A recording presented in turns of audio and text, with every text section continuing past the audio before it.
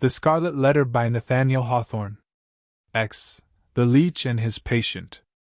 Old Roger Chillingworth, throughout life, had been calm in temperament, kindly, though not of warm affections, but ever, and in all his relations with the world, a pure and upright man. He had begun an investigation, as he imagined, with the severe and equal integrity of a judge, desirous only of truth, even as if the question involved no more than the air-drawn lines and figures of a geometrical problem, instead of human passions, and wrongs inflicted on himself. But as he proceeded, a terrible fascination, a kind of fierce, though still calm, necessity, seized the old man within its gripe, and never set him free again until he had done all its bidding. He now dug into the poor clergyman's heart, like a miner searching for gold, or, rather, like a sexton delving into a grave, possibly in quest of a jewel that had been buried on the dead man's bosom, but likely to find nothing save mortality and corruption. Alas, for his own soul, if these were what he sought! Sometimes a light glimmered out of the physician's eyes, burning blue and ominous, like the reflection of a furnace, or, let us say, like one of those gleams of ghastly fire that darted from Bunyan's awful doorway in the hillside, and quivered on the pilgrim's face. The soil where this dark miner was working had perchance shown indications that encouraged him. "This man," said he, at one such moment, to himself, "pure as they deem him, all spiritual as he seems, hath inherited a strong animal nature from his father or his mother. Let us dig a little further in the direction of this vein." Then, after long search into the minister's dim interior, and turning over many precious materials, in the shape of high aspirations for the welfare of his race, warm love of souls, pure sentiments, natural piety, strengthened by thought and study, and illuminated by revelation, all of which invaluable gold was perhaps no better than rubbish to the seeker, he would turn back, discouraged, and begin his quest towards another point. He groped along as stealthily, with as cautious a tread, and as wary an outlook, as a thief entering a chamber where a man lies only half asleep or, it may be, broad awake with purpose to steal the very treasure which this man guards as the apple of his eye. In spite of his premeditated carefulness, the floor would now and then creak, his garments would rustle, the shadow of his presence, in a forbidden proximity, would be thrown across his victim. In other words, Mr. Dimmesdale, whose sensibility of nerve often produced the effect of spiritual intuition, would become vaguely aware that something inimical to his peace had thrust itself into relation with him. But old Roger Chillingworth, too, had perceptions that were almost intuitive, and when the minister threw his startled eyes towards him, there the physician sat, his kind, watchful, sympathizing, but never intrusive friend. Yet Mr. Dimmesdale would perhaps have seen this individual's character more perfectly, if a certain morbidness, to which sick hearts are liable, had not rendered him suspicious of all mankind. Trusting no man as his friend, he could not recognize his enemy when the latter actually appeared. He therefore still kept up a familiar intercourse with him, daily receiving the old physician in his study, or visiting the laboratory, and for recreation's sake, watching the processes by which weeds were converted into drugs of potency. One day, leaning his forehead on his hand, and his elbow on the sill of the open window that looked towards the graveyard, he talked with Roger Chillingworth, while the old man was examining a bundle of unsightly plants. "Where?" asked he, with a look askance at them, for it was the clergyman's peculiarity that he seldom, nowadays, looked straight forth at any object, whether human or inanimate. "Where, my kind doctor, did you gather those herbs, with such a dark, flabby leaf?" "Even in the graveyard here at hand," answered the physician, continuing his employment.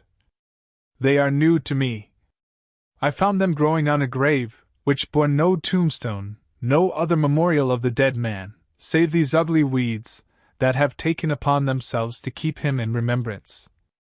They grew out of his heart, and typify, it may be, some hideous secret that was buried with him, and which he had done better to confess during his lifetime." "Perchance," said Mr. Dimmesdale, "he earnestly desired it, but could not. And wherefore? Rejoined the physician.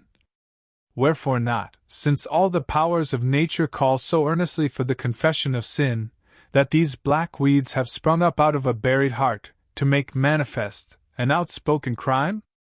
That, good sir, is but a fantasy of yours, replied the minister.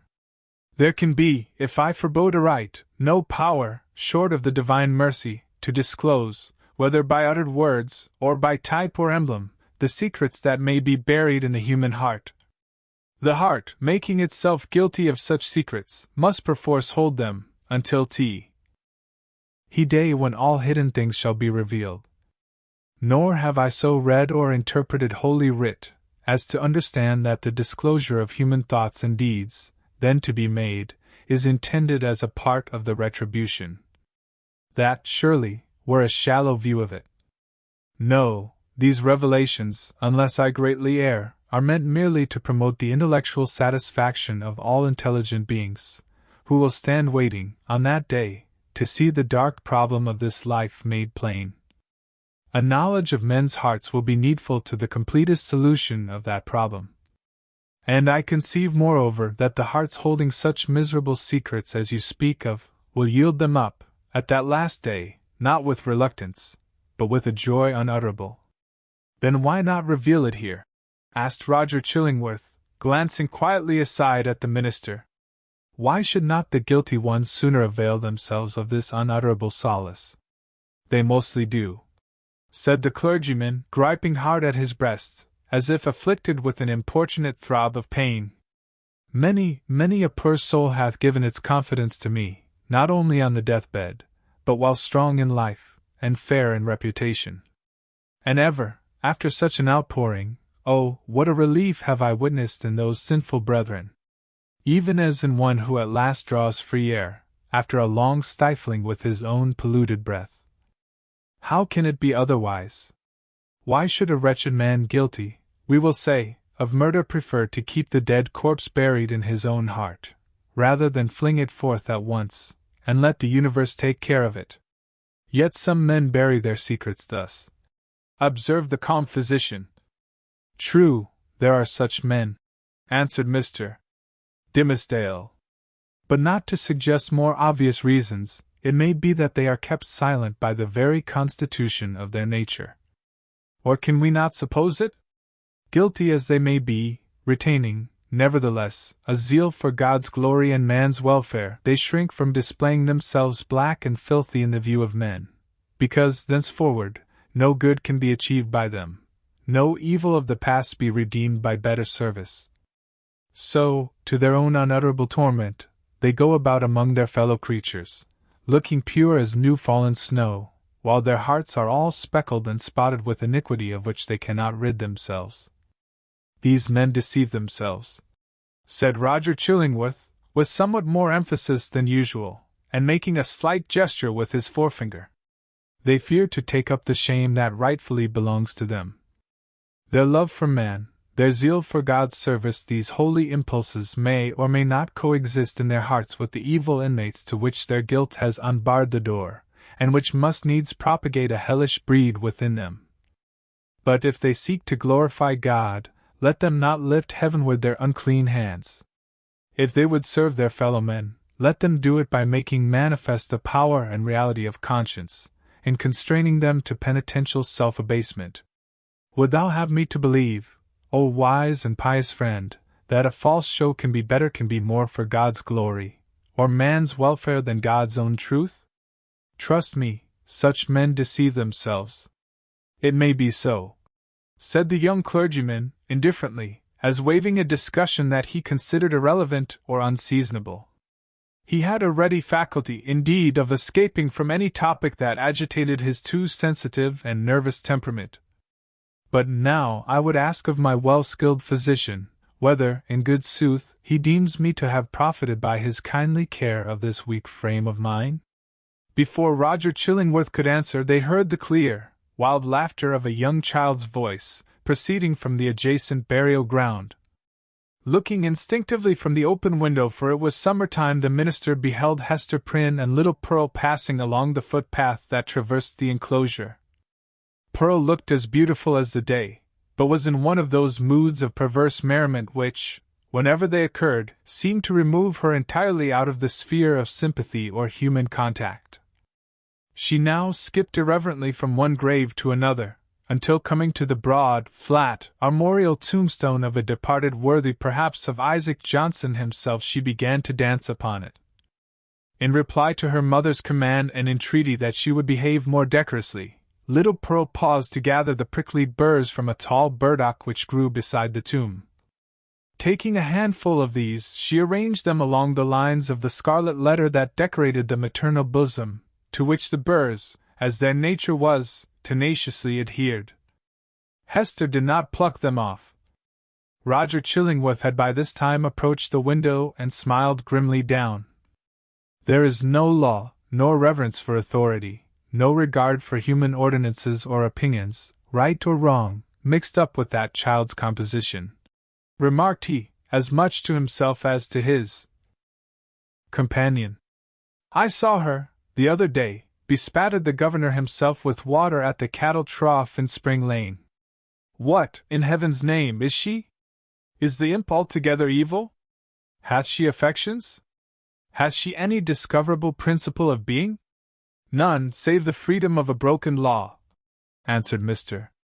Dimmesdale, in a quiet way, as if he had been discussing the point within himself. Whether capable of good I know not. The child probably overheard their voices, for, looking up to the window with a bright, but naughty smile of mirth and intelligence, she threw one of the prickly burrs at the Rev. Mr. Dimmesdale. The sensitive clergyman shrank, with nervous dread, from the light missile. Detecting his emotion, Pearl clapped her little hands in the most extravagant ecstasy. Hester Prynne, likewise, had involuntarily looked up, and all these four persons, old and young, regarded one another in silence, till the child laughed aloud, and shouted, "Come away, mother! Come away, or yonder old black man will catch you! He hath got hold of the minister already. Come away, mother, or he will catch you! But he cannot catch little Pearl." So she drew her mother away, skipping, dancing, and frisking fantastically among the hillocks of the dead people, like a creature that had nothing in common with the bygone and buried generation, nor owned herself akin to it. It was as if she had been made afresh out of new elements, and must perforce be permitted to live her own life, and be a law unto herself without her eccentricities being reckoned to her for a crime. "There goes a woman," resumed Roger Chillingworth, after a pause, "who, be her demerits what they may, hath none of that mystery of hidden sinfulness which he deems so grievous to be borne. Is Hester Prynne the less miserable, think you, for that scarlet letter on her breast?" "I do verily believe it," answered the clergyman. "Nevertheless, I cannot answer for her. There was a look of pain in her face which I would gladly have been spared the sight of. But still, methinks, it must needs be better for the sufferer to be free to show his pain, as this poor woman Hester is, than to cover it up in his heart." There was another pause, and the physician began anew to examine and arrange the plants which he had gathered. "You inquired of me, a little time agone," said he at length, "my judgment as touching your health." "I did," answered the clergyman, "and would gladly learn it. Speak frankly, I pray you, be it for life or death." "Freely then, and plainly," said the physician, still busy with his plants, but keeping a wary eye on Mr. Dimmesdale. "The disorder is a strange one, not so much in itself nor as outwardly manifested, in so far, at least as the symptoms have been laid open to my observation. Looking daily at you, my good sir, and watching the tokens of your aspect now for months gone by, I should deem you a man sore sick, it may be, yet not so sick but that an instructed and watchful physician might well hope to cure you. But I know not what to say, the disease is what I seem to know, yet know it not." "You speak in riddles, learned sir," said the pale minister, glancing aside out of the window. "Then, to speak more plainly," continued the physician, "and I crave pardon, sir, should it seem to require pardon, for this needful plainness of my speech. Let me ask as your friend, as one having charge, under Providence, of your life and physical well-being, hath all the operation of this disorder been fairly laid open and recounted to me? How can you question it? Asked the minister. Surely it were child's play to call in a physician and then hide the sore. You would tell me, then, that I know all? Said Roger Chillingworth, deliberately, and fixing an eye, bright with intense and concentrated intelligence, on the minister's face. Be it so! But again, he to whom only the outward and physical evil is laid open, knoweth, oftentimes, but half the evil which he is called upon to cure. A bodily disease, which we look upon as whole and entire within itself, may, after all, be but a symptom of some ailment in the spiritual part. Your pardon once again, good sir, if my speech give the shadow of offense. You, sir, of all men whom I have known, are he whose body is the closest conjoined, and imbued, and identified, so to speak, with the spirit whereof it is the instrument. Then I need ask no further, said the clergyman, somewhat hastily rising from his chair. You deal not, I take it, in medicine for the soul. Thus a sickness, continued Roger Chillingworth, going on, in an unaltered tone, without heeding the interruption, but standing up and confronting the emaciated and white-cheeked minister, with his low, dark, and misshapen figure. A sickness, a sore place, if we may so call it, in your spirit hath immediately its appropriate manifestation in your bodily frame. Would you, therefore, that your physician healed the bodily evil? How may this be unless you first lay up and to him the wound or trouble in your soul? No, not to thee. Not to an earthly physician, cried Mr. Dimmesdale, passionately, and turning his eyes, full and bright, and with a kind of fierceness, on old Roger Chillingworth. Not to thee. But if it be the soul's disease, then do I commit myself to the one physician of the soul.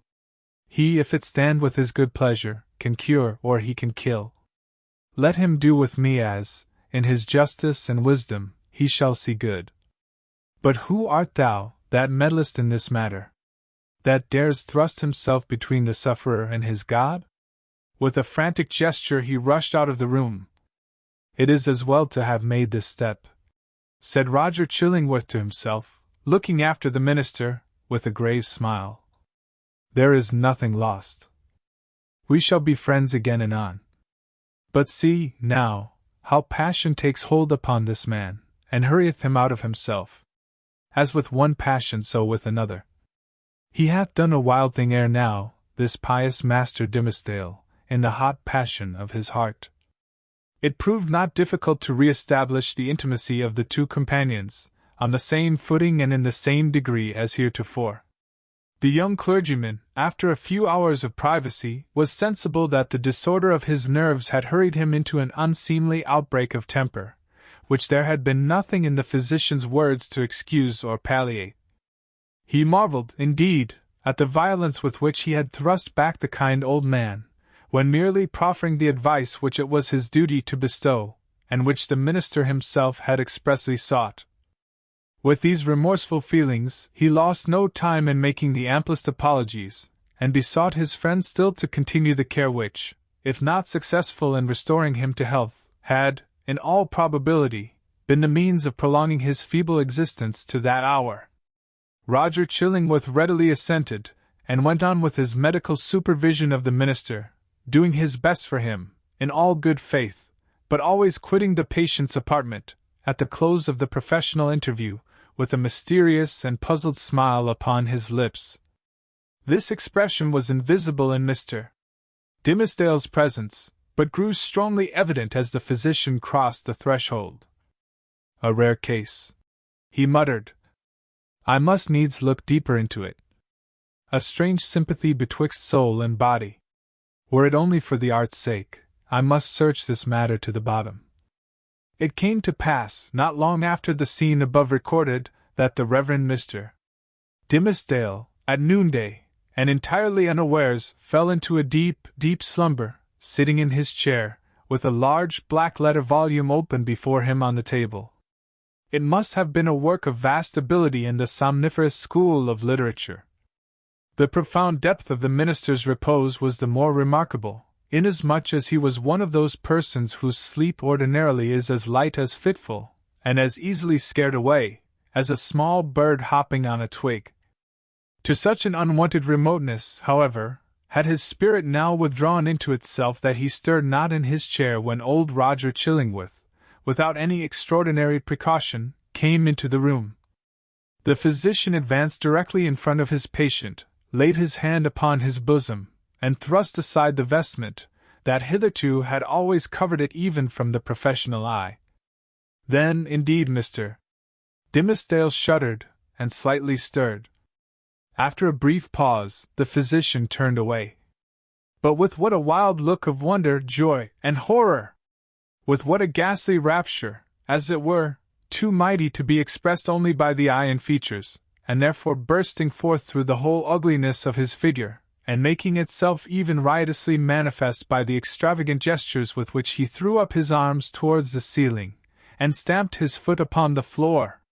Had a man seen old Roger Chillingworth, at that moment of his ecstasy, he would have had no need to ask how Satan comports himself when a precious human soul is lost to heaven, and won into his kingdom. But what distinguished the physician's ecstasy from Satan's was the trait of wonder in it,